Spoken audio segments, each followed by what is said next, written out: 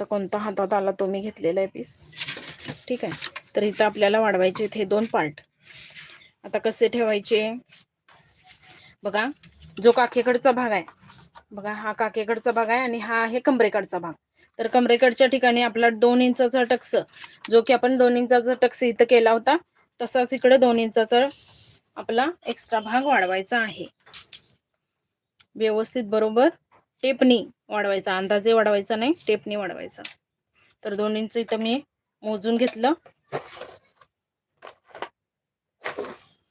बघा. 2 इंच हे आपलं झालं एक्स्ट्रा.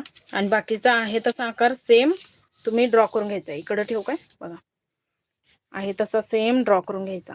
त्यात काहीच फरक करायचा नाही, फक्त वाढवायचा कुठं कुठं आहे हे लक्षात घ्या.